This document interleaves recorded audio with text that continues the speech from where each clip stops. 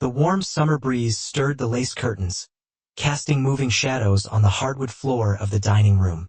Charles sat at the table, a cup of coffee cooling in his hands. Though he hadn't taken a sip, he tapped his fingers against the table in a slow, irregular rhythm. Diane moved about the kitchen, her movements purposeful as she chopped vegetables. "Charles, you've been awfully quiet today," she said without looking up. She rinsed the knife under the faucet and placed it on the counter. "Is something on your mind?" Charles hesitated, unsure if he wanted to open up. His eyes flicked toward Stella, who stood by the stove, stirring a pot of soup. She hummed a soft tune, her voice almost cheerful, as if the weight of last night's discovery hadn't shattered Charles's trust. "I'm just thinking," he finally muttered. His gaze lingered on Stella for a moment too long, and she turned to meet his eyes with a brief, unreadable smile. "Well, think less, act more," Diane said with a light laugh. She poured iced tea into a glass and placed it in front of him. "You're always over-analyzing things, Charles. Loosen up a little." Charles forced a weak smile. Diane's cheerful obliviousness grated on him. He wanted to scream the truth to tell her what he'd found, but he swallowed the urge. "Stella, do you need help with anything?" Diane asked, wiping her hands on a towel. Stella turned with the same poised smile. "I'm fine, thank you. Everything's under control." Her voice was as smooth as ever. Charles noticed her nails painted a striking red, tapping against the wooden spoon as she stirred. It was the color she wore on nights she claimed to be out with her friends. A flash of the message he'd read last night resurfaced in his mind. "Can't wait to see you tomorrow." Last night was unforgettable. The sender's name had sent a chill through him. Nathan. Charles clenched his fists under the table, his nails digging into his palms. "Charles, you're staring into space again," Diane said, sitting down across from him. "Are you feeling all right?" He snapped out of his thoughts. "Yeah, just a lot on my mind." "Well, you better not let whatever it is ruin your appetite," Diane said, her voice carrying a subtle reprimand. Charles's phone buzzed on the table, breaking the moment.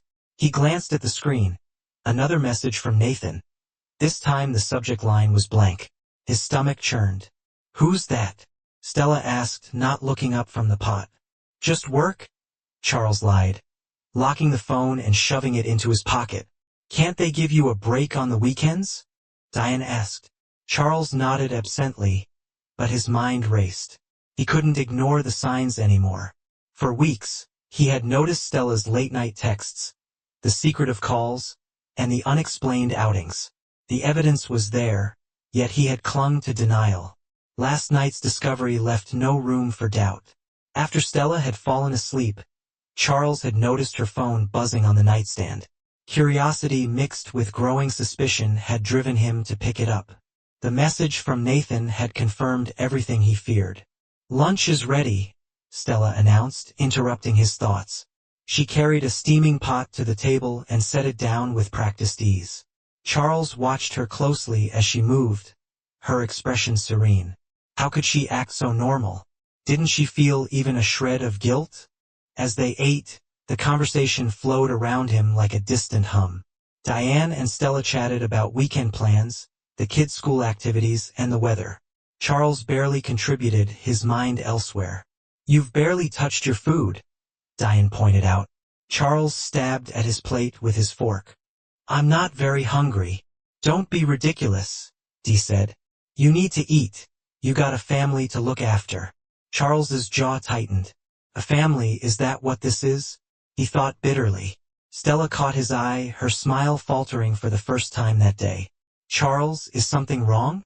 For a moment, he considered confronting her right there in front of Diane. But he couldn't, not yet. Instead, he shook his head. "I'm fine, just tired." Diane chuckled. "You always work too hard. It's no wonder you're exhausted."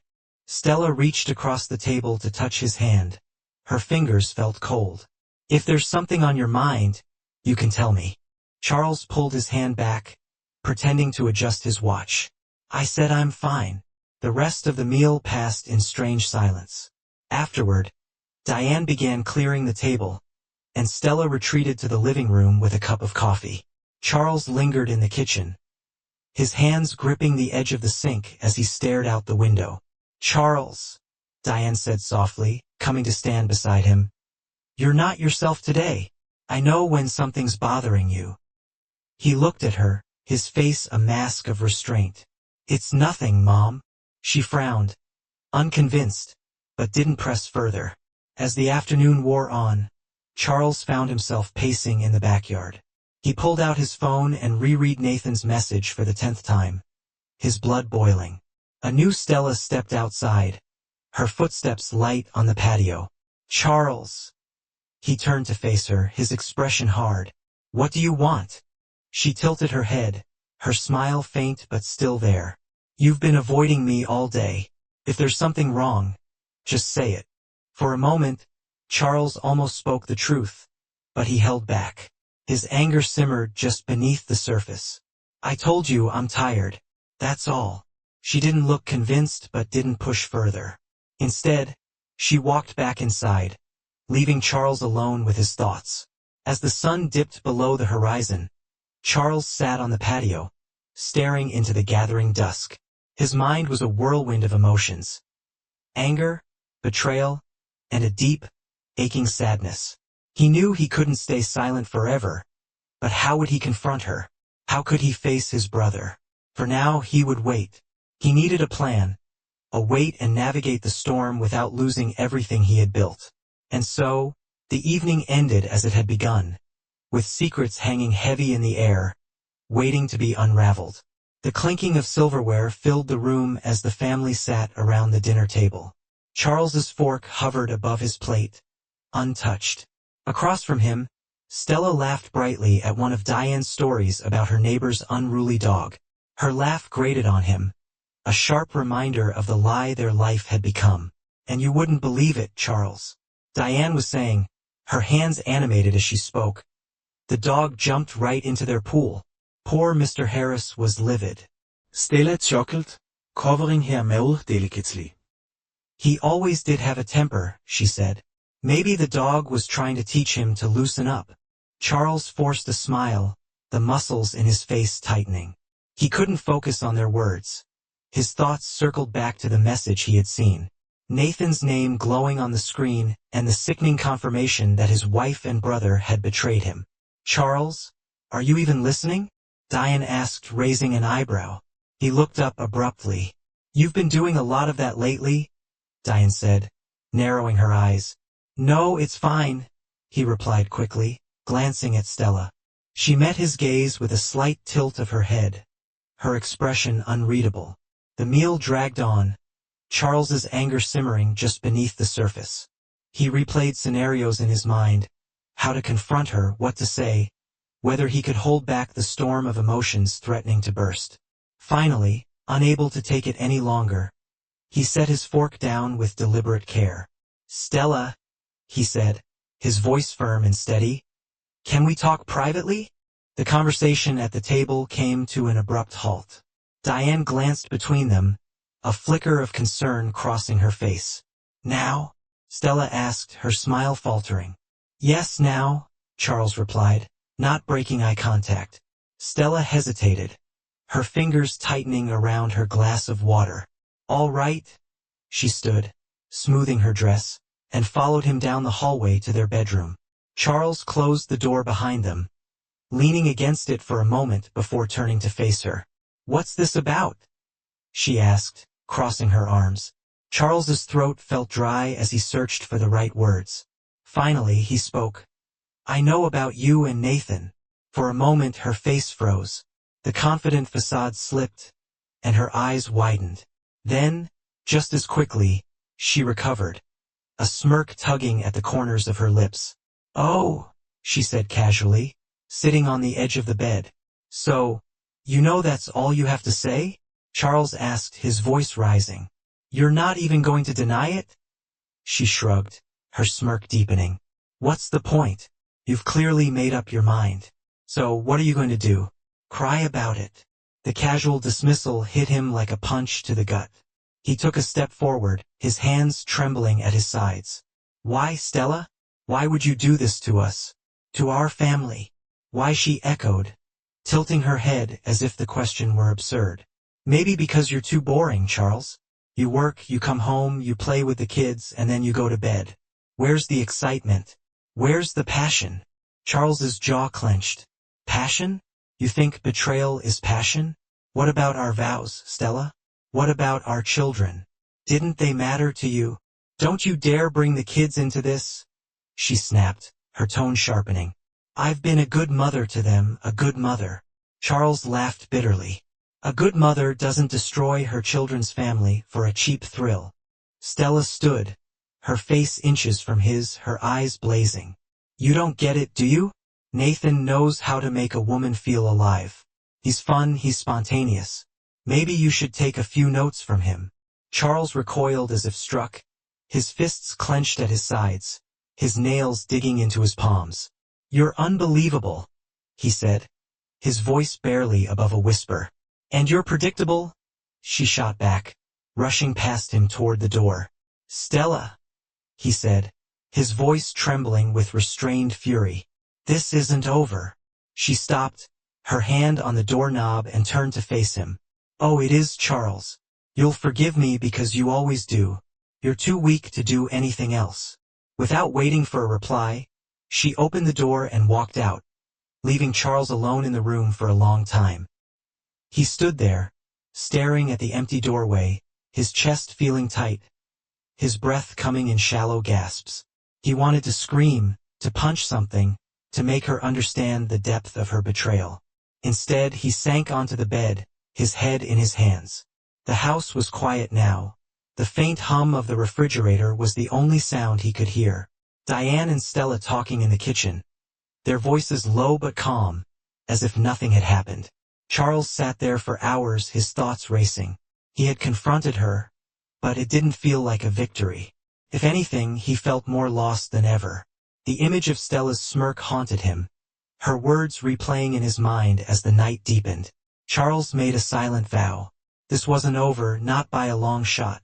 Stella might think she'd won, but she had no idea what was coming. Charles sat on the couch in the living room, his hands clenched together as if holding himself together. The weight of Stella's betrayal bore down on him like a crushing wave, and now the confrontation with his mother was imminent. He had come to Dien seeking understanding, support, anything to steady himself in the storm. Diane entered the room, carrying a tray with 2 cups of tea. She placed it on the coffee table and sat across from him, her posture upright and calm. You look like you haven't slept, she said, pushing a cup toward him. I haven't, Charles admitted, his voice low. He stared at the tea but didn't reach for it. Mom, I need to talk to you about Stella. Diane's expression softened. I figured something was wrong. You've been acting strange for days. Charles drew a deep breath, steadying himself. She's been cheating on me. Diane's hand froze halfway to her cup. With Nathan. The words came out clipped, bitter, almost choking him for a moment. Diane said nothing, her lips pressed together in a tight line, and her eyes darted toward the window. Finally, she sighed, shaking her head. Charles, I need you to listen to me carefully. Charles leaned forward, searching her face for some sign of outrage or support. Instead, her voice took on a tone of stern authority. Stella made a mistake, Diane said, her gaze fixed on him. One wild night doesn't mean you throw away your marriage. Charles blinked, unsure if he had heard her correctly. A mistake, Mom? She's been sleeping with Nathan, your other son. How can you call this a mistake? It's not like she's doing it every day. Diane replied firmly, People make mistakes, Charles. You've made them, I've made them, and now Stella has, but that doesn't mean you destroy your family over it. Charles stared at her, his jaw tightening. This isn't a mistake, Mom. It's a betrayal, a massive, unforgivable betrayal. Unforgivable? Dien scoffed, leaning back in her chair. Don't be so dramatic. Do you know how many marriages survive infidelity? Plenty. Think of your children, Charles. Are you really going to tear their lives apart because of one night of poor judgment? Charles's fists tightened on his knees. So that's it? You're telling me to just ignore it, to forgive and pretend it didn't happen. Yes, Diane said firmly. That's exactly what I'm telling you. If you divorce over this, you can never call me your mother again. I won't stand by while you destroy this family over something so trivial. Charles's voice rose, incredulous. Mom, she cheated on me with my own brother. How can you sit there and defend her? Diane's expression hardened. Because family comes first, Charles.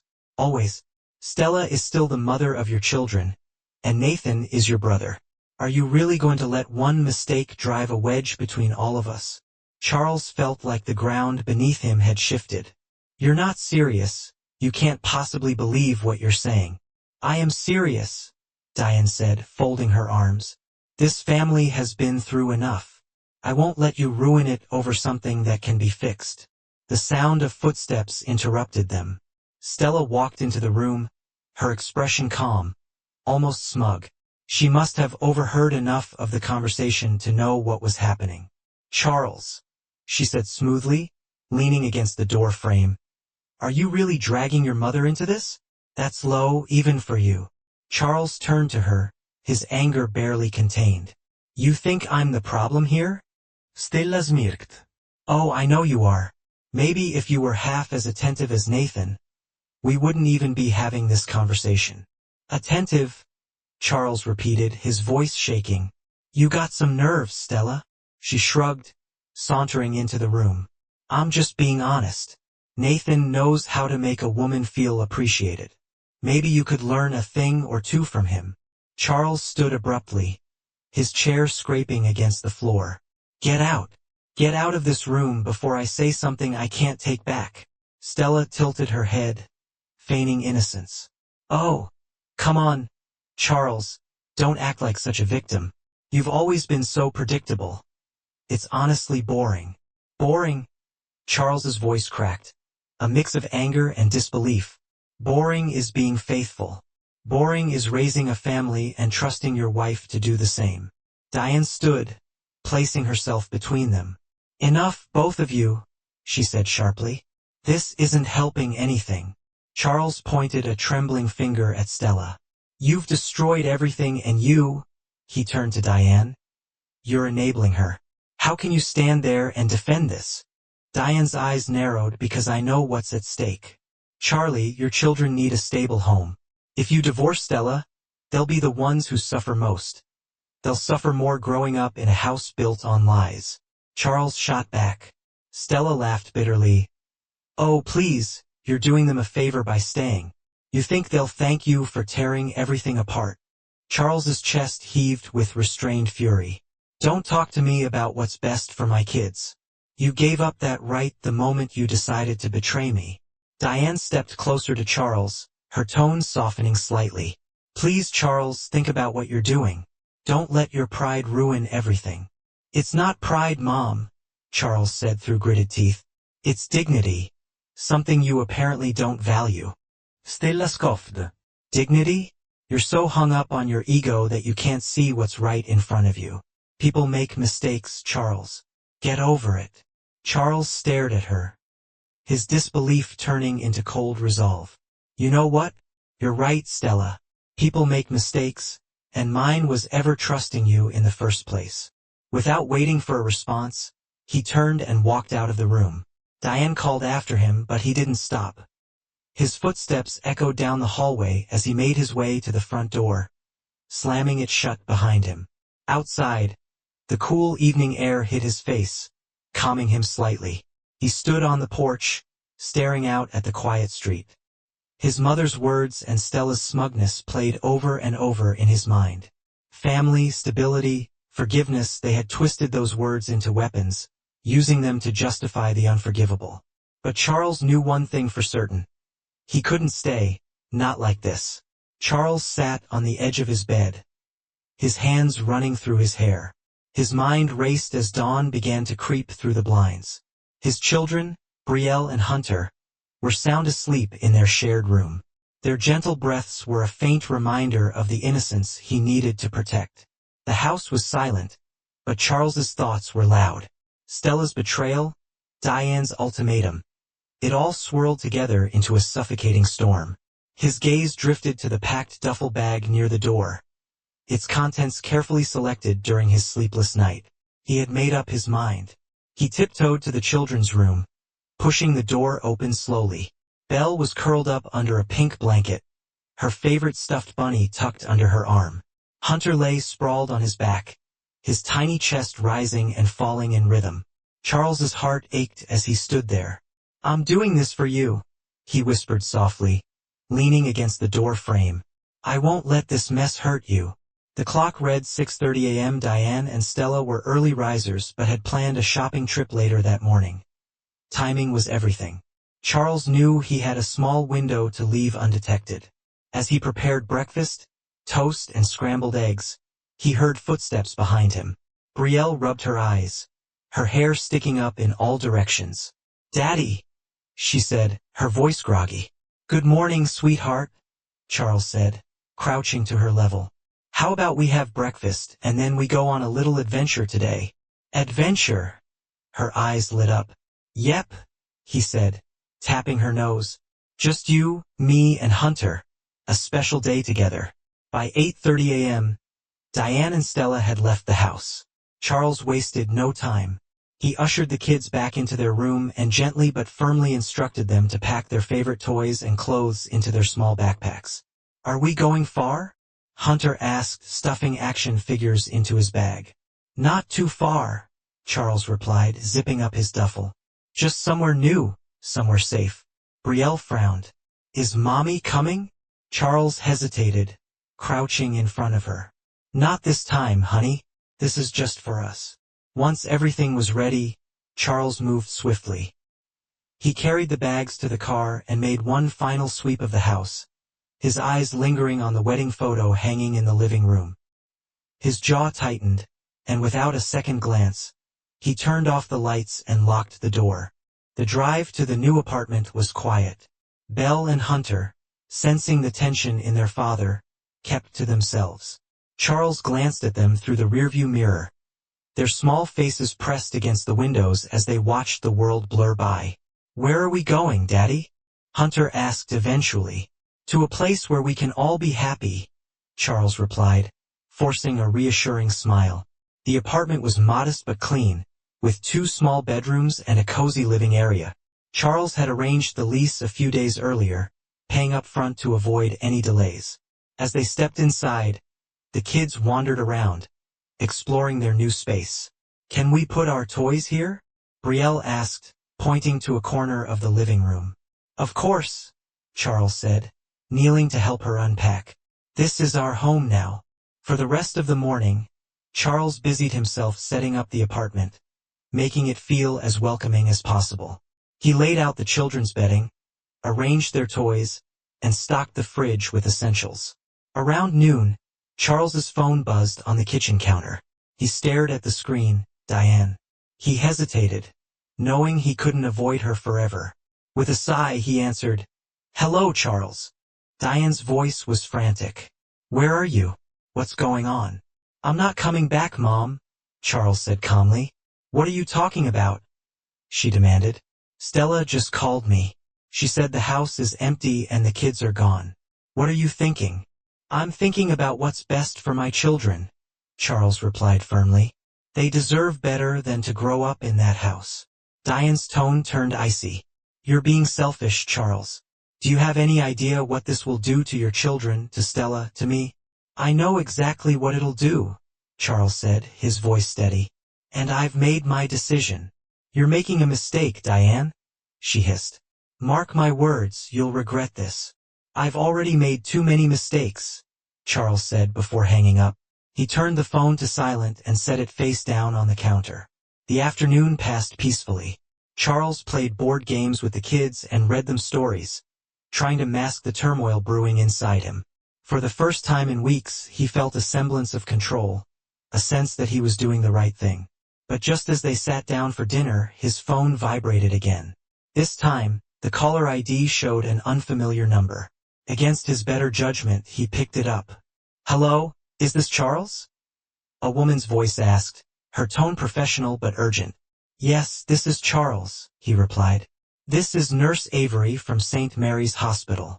We have your mother and wife here in the emergency room. There's been an accident. You need to come immediately. Charles's blood ran cold. What happened? He asked. I can't discuss details over the phone, the nurse said gently, but I recommend you come as soon as possible. For a moment, Charles stood frozen, his mind racing. He glanced at his children, who were giggling over a spilled drink, blissfully unaware. Okay, he said finally. I'll be there soon. As he hung up, Charles felt a familiar weight settle on his chest. He had wanted distance from the chaos, but now it seemed the chaos had followed him. He stood in the living room, staring at the phone in his hand, his mind churning with questions. What kind of accident? How serious was it? Did he even care? Daddy Brielle. His daughter's voice broke through his thoughts. Charles forced a smile, kneeling to her level. I'm fine, sweetheart. I just have to step out for a bit. Miss Stella from next door will come stay with you and Hunt. Okay? Brielle nodded, her brow furrowed. You'll come back, always, Charles said, kissing her forehead as he grabbed his keys and headed for the door. Charles couldn't shake the feeling that whatever awaited him at the hospital would change everything yet again. Charles strode into the hospital, his pulse hammering in his ears.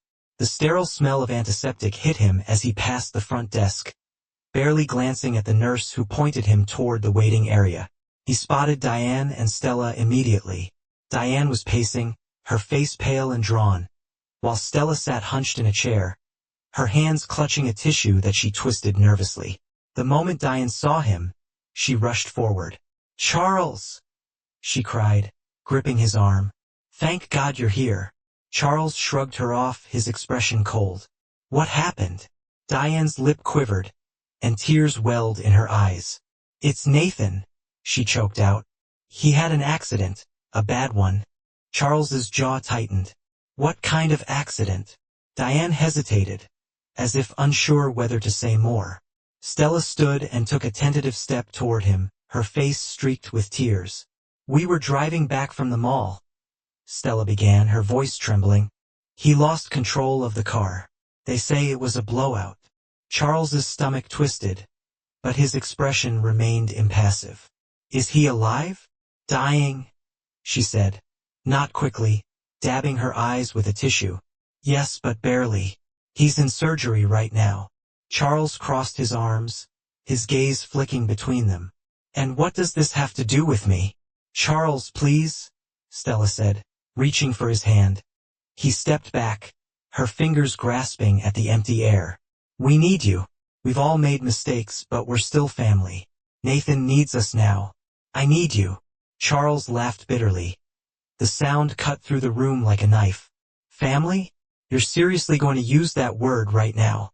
Stella flinched, her tears flowing freely. I know we've hurt you, but can't you see this is bigger than all of us?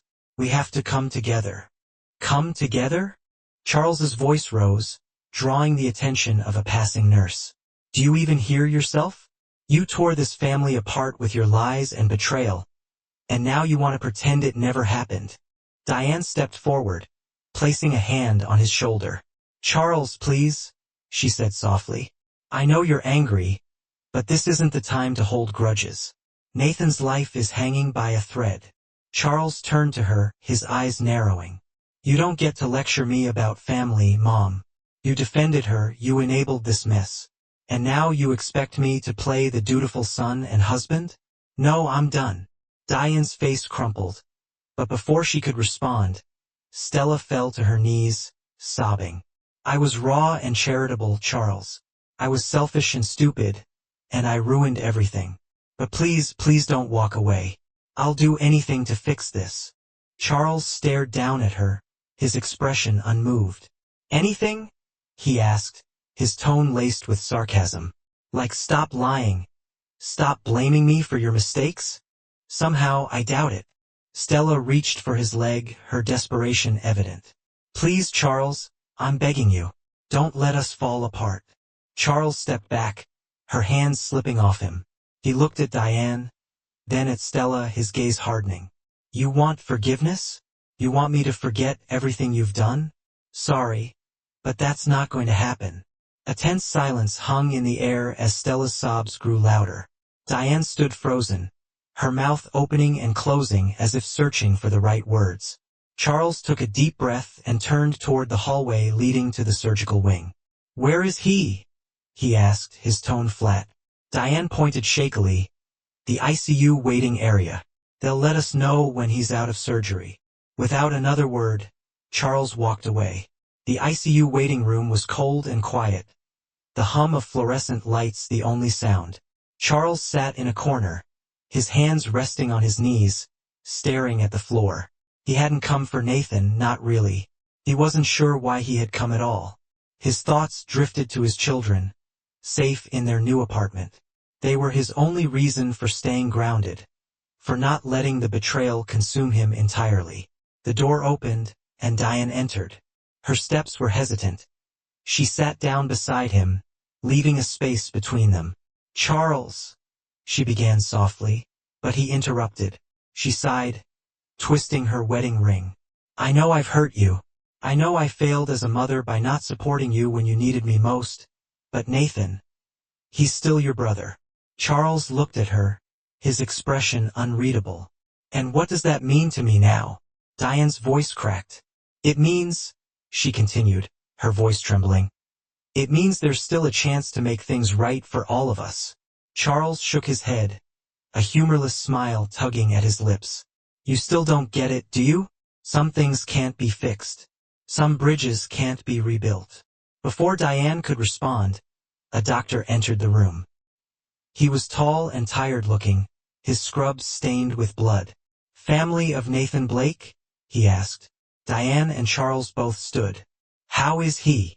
Diane asked anxiously. The doctor sighed, removing his surgical cap. "We managed to stabilize him, but he's in critical condition. The next 24 hours will be crucial." Diane clasped her hands together, whispering a prayer under her breath. Charles, however, remained silent, his expression unreadable. "Can we see him?" Diane asked. The doctor nodded. "One at a time." For a few minutes, Diane turned to Charles. "Do you want to go first?" she asked. "No," Charles said bluntly. "You go." As Diane followed the doctor down the hallway, Charles sat back down, his mind racing. He didn't know what he felt. Anger, pity, indifference, it all swirled together, leaving him hollow. When Diane returned, her face was streaked with tears. "He's asking for you," she said quietly. Charles hesitated, then stood. He wasn't sure what compelled him to go. Perhaps it was curiosity, or maybe he needed closure. Nathan lay in the hospital bed, tubes and monitors surrounding him. His face was pale, his eyes barely open. "Charles," he rasped, his voice weak. Charles stood at the foot of the bed, his arms crossed. "Nathan, I'm sorry," Nathan said, his voice cracking. "I messed up. I hurt you. Charles interrupted. "Don't waste your breath. We both know sorry doesn't fix this." Nathan's eyes glistened with tears. I wanted to make things right." Charles shook his head, his jaw tightening. "You made your choices, Nathan. Now you have to live with them." Nathan closed his eyes. A single tear slipped down his cheek. Charles turned and walked out of the room, leaving the past behind him. Back in the waiting room, Diane and Stella looked at him expectantly. "Well?" Stella asked. Charles stared at her, his expression unreadable. "I've said everything I needed to say," he whispered, and with that, he walked out of the hospital. His steps were resolute, he didn't look back. The days dragged on for Diane and Stella, each one a stark reminder of their fall from grace. The house, once filled with laughter and comfort, now echoed with silence. Bills piled up on the dining table, unopened, and for breakfast, Diane sat at the table one morning, her hands trembling as she calculated expenses against the ebbing opinion she had left. "We're going to have to sell more of the jewelry," Diane muttered, not looking up. Stella, sitting across from her, rubbed her temples. "What's left to sell?" "You already pawned your bracelets, and I sold my wedding ring," Diane said heavily, her eyes misting. We wouldn't be in this mess if Charles hadn't been so stubborn. Stella slammed her hand on the table. Stubborn? You mean if he hadn't left after we... She stopped mid-sentence, realizing her words were digging a deeper hole. Diane glared at her. Don't say it, don't even think it. We just have to get through this, Stella. For Nathan was recovering at a rehabilitation facility. His once vibrant energy, dulled by weeks of surgeries and therapy, spent most of his time in a wheelchair, staring out the window at the bleak courtyard. The accident had left him with a permanent LMP, and the painkillers barely took the edge off. One afternoon, Stella visited him, carrying a bag of homemade sandwiches, though homemade was a stretch, considering the empty fridge back home. Hey, she said softly, setting the bag on the table next to him. Nathan turned his head slowly. His face was gaunt. Stella, he said flatly. What do you want? She flinched at his tone but sat down anyway. I'll bring you something to eat. You need your strength. He snorted, shaking his head. Strength for what? Look at me, Stella. I'm a joke. I can't even stand for more than a few minutes without feeling like my legs are going to give out. You'll get better, Stella said, her voice trembling. Better. Nathan's eyes narrowed. We both know that's not true. And even if I did, what do I have to go back to?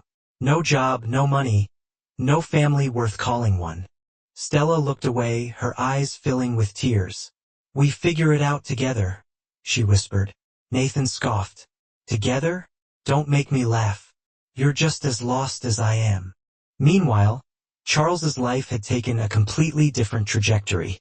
He poured every ounce of energy into rebuilding his and his children's lives. His modest apartment had transformed into a warm, inviting home, filled with the sound of laughter and the smell of home-cooked meals. Daddy, look, said Rella one evening, holding up a drawing she had made at school. It was a picture of their new family, her, Hunter, and Charles, all smiling under a bright sun. That's beautiful, sweetheart, Charles said, crouching to her level. I'll put it on the fridge.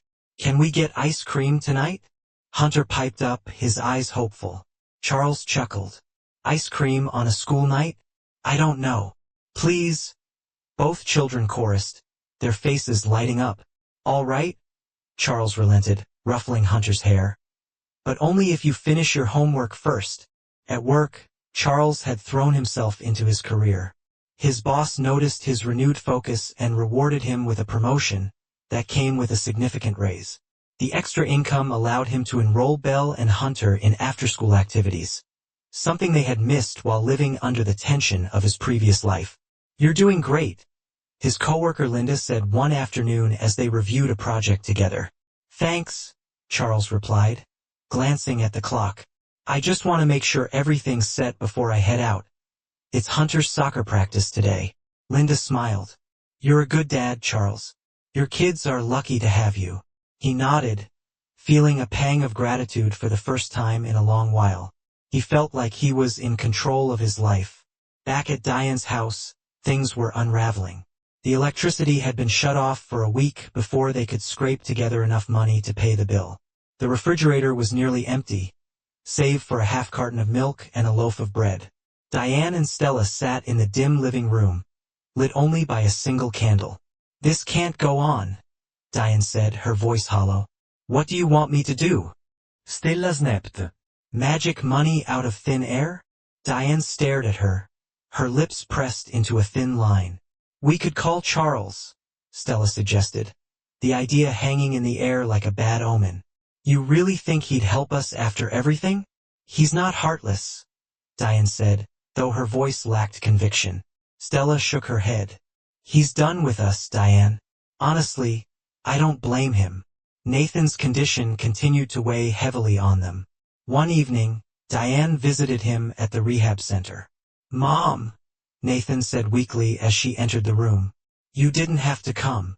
I'm your mother, she said firmly, sitting beside him. Of course I had to come. He looked down at his hands, his expression one of defeat. I screwed up, didn't I? Diane's eyes filled with tears. We all did, Nathan. But we have to find a way to move forward. How? Nathan asked, his voice cracking. Charles is gone. He hates me. He hates all of us. Diane reached for his hand, gripping it tightly. We can't give up on each other, Nathan. That's all we have left. As the months passed, Charles began to find joy again. One sunny Saturday he took Brielle and Hunter to the park. They played on the swings, ran through the grass, and laughed until their sides hurt. Watching them, Charles felt a deep sense of peace for the first time. He realized he didn't need the family he'd left behind. He had everything he needed right here. Daddy, Brielle said as they sat on a bench eating ice cream, are we happy now? Charles smiled, pulling her into a hug. Yes, sweetheart, we're very happy. Any minute, the sunlight poured into the cozy cafe where Charles sat across from Veronica, a woman he had met through a mutual friend. Their conversations had started simply, a sharp laugh here, a kind word there, but over time, they had grown into something deeper. You're awfully quiet today, Veronica said, her voice warm but curious. She stirred her tea, her hazel eyes fixed on him. Charles smiled faintly, leaning back in his chair. Just thinking. It's been a long road to get here. Veronica tilted her head, her brows knitting slightly. Do you mean here with me? Or just here in life? Both, Charles replied, his tone thoughtful. I wasn't sure I'd ever trust anyone again. But you've made me see things differently. She reached across the table, her hand brushing his. Charles, you don't have to say anything. I can see it in how you treat your kids, how you carry yourself. You've been through hell, but you didn't let it break you. He chuckled softly. I had no choice. My kids deserve better, and I wasn't going to let them down. Their relationship blossomed naturally. Veronica wasn't flashy or overbearing. She was steady, kind, and patient. She respected Charles's boundaries, never pushing him to share more than he was comfortable with. One evening, as they walked through the park hand in hand, Charles noticed Belle and Hunter running ahead, their laughter filling the air. They've grown so much, Veronica said, her voice tinged with admiration. Charles nodded, watching his children fondly. They're my everything. They've been my anchor through all of this, and you've been theirs, Veronica said, squeezing his hand. You've built something beautiful, Charles. You should be proud of yourself. Life with Veronica brought a lightness Charles hadn't felt in years. They took things slow, allowing their connection to deepen without rushing into anything. For the first time, Charles felt the stirrings of hope. Hope for a future where love wasn't synonymous with pain. One day, Veronica invited him over for dinner. As they cooked together, the kitchen filled with the scent of garlic and roasted vegetables. Charles found himself smiling more than he had in years. Careful, the past is boiling over, Veronica teased, nudging him with her elbow. Charles laughed, grabbing a towel to wipe up the mess. Guess I'm out of practice. It's been a while since I cooked anything fancy. Well, it's never too late to learn, she said, grinning. Their laughter echoed through the kitchen, a sound Charles hadn't realized he missed so much. Meanwhile, Diane and Stella's lives continued to spiral downward. The house had been sold to cover mounting debts, and they now shared a cramped apartment in a less than desirable part of town. Nathan, still struggling with his health, had cut ties with both women, leaving them to fend for themselves. Stella stared at the stack of bills on the coffee table, her hands trembling. I can't believe this is my life, she muttered. Diane, sitting across from her, sighed heavily. If Charles had just forgiven us, Stella shot her a glare. You think this is his fault? We did this to ourselves, Diane. You defended me when you shouldn't have. I betrayed him. What did we expect? Diane's face hardened. I expected him to put family first, but no, he had to play the victim. Maybe because he was the victim, Stella snapped, her voice rising. You think he didn't have every right to leave? Look at what we did to him. The argument ended in silence, both women too exhausted to continue. Occasionally, Diane or Stella would call Charles, their voices dripping with desperation. Charles, it's your mother, Diane said one afternoon, her voice strained. I wanted to see how you're doing and the kids. I miss them. Charles leaned against the kitchen counter, his grip tightening on the phone. You miss them now? Funny you didn't think about them when you were defending Stella's betrayal. Diane began to cry softly. I know I was wrong. I know I failed you. But I'm begging you, Charles, please let us be a family again. Charles's tone remained steady but firm. You chose your side, Mom. You chose to enable Stella instead of standing by me. I've moved on and so have my kids. Don't call again. He hung up before she could respond, feeling a weight lift off his shoulders. Years passed, and Charles's life continued to flourish. He and Veronica eventually decided to marry, blending their lives in a way that felt seamless and right. The wedding was a small, intimate affair, attended by close friends and family. Belle and Hunter stood by their father's side, their smiles as wide as his. Are you happy, Dad? Hunter asked later that evening as they sat on the porch of their new home. Charles looked at his son, his heart swelling with love. I'm more than happy, buddy. I'm at peace. Brielle leaned against his arm. We're happy too. Veronica's really nice. Charles kissed the top of her head. I'm glad you think so. She's a big part of why we're all happy now. One day, as Charles watched his children play in the backyard, Veronica joined him, handing him a cup of coffee. They're amazing, aren't they? She said, nodding toward Brielle and Hunter. They are, Charles agreed, his eyes never leaving his kids. Veronica leaned her head on his shoulder. You did this, Charles. You gave him a life full of love and security, and you gave yourself one too. Charles smiled, feeling a deep sense of contentment. The storm of his past had finally passed, and he stood stronger for having weathered it. For the first time in years, he allowed himself to let go of the bitterness, the betrayal, the pain, and the people who had hurt him. They no longer had any power over him. Charles had found his new beginning, and it was everything he had hoped for.